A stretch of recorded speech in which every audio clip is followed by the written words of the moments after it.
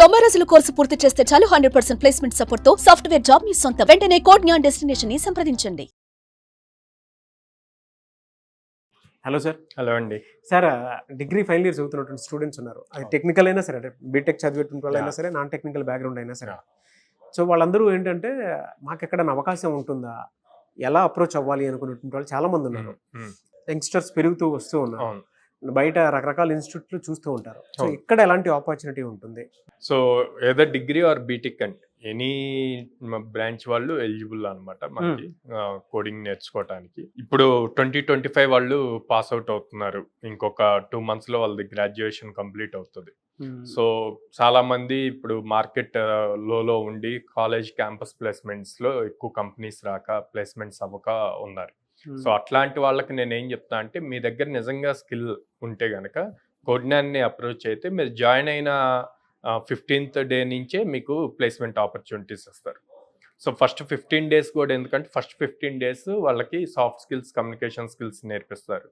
So నేర్పించి opportunities అన్నవి start అవుతాయి. సో స్కిల్ ఉండి మాకు ఆపర్చునిటీ రాలేదు అనుకున్న వాళ్ళకి ఇమీడియట్గా ప్లేస్మెంట్ ఆపర్చునిటీస్ వస్తాయి. వాళ్ళు త్వరగా క్రాక్ చేయడానికి పాసిబిలిటీ ఉంటుంది. అలాంటి వాళ్ళందరూ ఇమీడియట్గా మనల్ని కనెక్ట్ అవ్వచ్చు. ప్రస్తుతం అంటే కరెంట్ చూసుకుంటే దేనికి ఎక్కువ డిమాండ్ ఉంది సార్? అంటే సాఫ్ట్వేర్ ఫుల్ స్టాక్ కోర్సెస్కి బాగా ఉందండి. Java full stack and Python full స్టాక్కి ఎక్కువ ఓపెనింగ్స్ ఉన్నాయి అన్నమాట.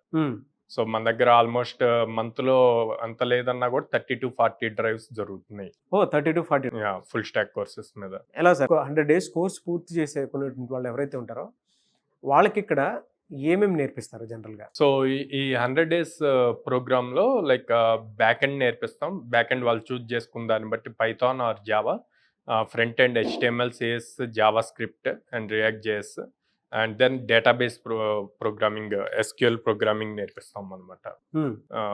సో ఇవన్నీ కలిపి ఒక ప్రాజెక్ట్ బిల్డ్ చేసి దాన్ని మళ్ళీ లైవ్లో డిప్లాయ్, AWS సర్వర్లో ఎలా డిప్లాయ్ చేయాలి అన్నది నేర్పిస్తాం.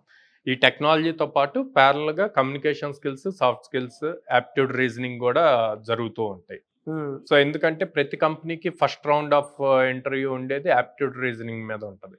అది క్వాలిఫై అయితేనే టెక్నికల్ రౌండ్కి వెళ్తారు. సో అందుకని అవి కూడా ప్యారల్గా ట్రైనింగ్ జరుగుతుంది. సో దాన్ని బేస్ చేసుకొని వాళ్ళు ఇంటర్వ్యూస్కి అటెండ్ అవడానికి ఈజీ అవుతుంది. నాన్ టెక్నికల్ బ్యాక్గ్రౌండ్ ఉన్నటువంటి వాళ్ళు ఉంటారు సార్.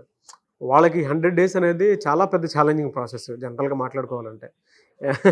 సార్ ఎలా ఉంటుందంటే, మేము చూస్తూ ఉంటాం కదా, స్టూడెంట్స్ వచ్చి 1 monthలో 1.5 monthలో జాబ్స్ కావాలని అడుగుతారు. నేను ఒకటే చెప్తాను, మీరు షార్ట్ టర్మ్లో తెచ్చుకోవాలి అనుకుంటే లాంగ్ టర్మ్లో చాలా సఫర్ అవుతారు. అట్లా కాదు, కష్టపడేటప్పుడే లాంగ్ టర్మ్లో ప్రాపర్గా నేర్చుకుంటే సబ్జెక్ట్ రేపు ఫ్యూచర్ అంతా బాగుంటుంది. లోపలికి వెళ్ళాక ఎలాంటి డిఫికల్టీస్ వచ్చినా మీరు ఆల్రెడీ ప్రోగ్రామింగ్లో స్ట్రాంగ్గా ఉంటారు కాబట్టి వాటన్నిటిని ఈజీగా ఫేస్ చేయగలుగుతారు. ఎలా సార్? అంటే నాన్ టెక్నికల్ బ్యాక్గ్రౌండ్ ఉండేటువంటి వాళ్ళకి ఎలాంటి కేర్, సపోర్ట్, గైడెన్స్ ఉంటుంది ఇక్కడ? సాఫ్ట్వేర్ జాబ్ చేయాలి అన్న ఇంట్రెస్ట్ ఉండి వాళ్ళు degree or BTech pass out అయ్యి ఉంటే రీసెంట్ గ్రాడ్యుయేట్స్, మనం 100% సపోర్ట్ ఇస్తాం వాళ్ళకి. ఏ టెక్నాలజీ అన్నది, ఏ బ్రాంచ్ అన్నది మనం చూడం. ఎందుకు అంటే ఐటీ వాళ్ళైనా నాన్ ఐటీ వాళ్ళైనా వన్స్ కోడ్నాన్లో అడ్మిషన్ తీసుకున్నాక ఫ్రమ్ బేసిక్ నుంచి నేర్పిస్తాం. ఎందుకు నేర్పించాలి ఫ్రమ్ బేసిక్ నుంచి అంటే, కాలేజ్లో వాళ్ళు నేర్చుకునేదంతా థియరీ, ఎగ్జామ్స్ రిలేటెడ్ నేర్చుకుంటారు. ఓకే, వాళ్ళు డిగ్రీ తెచ్చుకోవటానికి ఎగ్జామ్స్ రాయాలి, పాస్ అవ్వాలి. కానీ ఇక్కడ నేర్చుకోవాల్సిందంతా ప్రాక్టికల్ ఓరియంటెడ్, ఇండస్ట్రీకి ఏం కావాలో అది నేర్చుకోవాలి, ఆ వే ఆఫ్ ప్రోగ్రామింగ్. సో అందుకని కంప్లీట్ బేసిక్ నుంచి ప్రోగ్రామింగ్ కంప్లీట్ ప్రాక్టికల్ వేలో నేర్పిస్తాం. సో అప్పుడు అక్కడ ఐటీ, నాన్ ఐటీ అన్న డిఫరెన్స్ లేదు. అండ్ మీరు తీసుకున్న రివ్యూస్ లో కూడా చాలా మంది స్టూడెంట్స్ నాన్ ఐటీ బ్యాక్గ్రౌండ్ ఉన్నట్టున్నారు. ఫ్రెషర్స్ కి వాళ్ళ ఇండస్ట్రీ అవకాశాలు ఇచ్చేటప్పుడు ఎంత ప్యాకేజ్ ఇస్తుందండి అసలు? Sir average 4 LPA.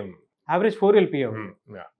Technical, non technical ఎవరైనా ఇంకా అసలు ఒకసారి వాళ్ళ దగ్గర స్కిల్ ఉంటే వాళ్ళు నాన్ ఐటీయా అన్నది చూడండి. జనరల్ గా అడుగుతున్నాను సార్, కెరీర్ గ్యాప్ వచ్చినటువంటి వాళ్ళు కూడా మళ్ళీ ఫ్రెషర్ గా లైఫ్ స్టార్ట్ చేద్దాం అనుకుంటారు. అవును, వాళ్ళ పరిస్థితి నుంచి చూసినప్పుడు ఎలా ఉంటుందండి? అంటే కోడ్నాన్లో ఎలా ఉంటుంది సార్? సాఫ్ట్వేర్లో ఉన్న ఒక బ్యూటీ థింగ్ ఏంటి అంటే, వాళ్ళకి ఎంత ఏజ్ ఉంది లేకపోతే ఎన్ని ఇయర్స్ గ్యాప్ ఉంది అన్నది చూడండి. వాళ్ళ దగ్గర స్కిల్ ఉంటే గనక ప్రతి చోట ఆపర్చునిటీ ఉంటుంది.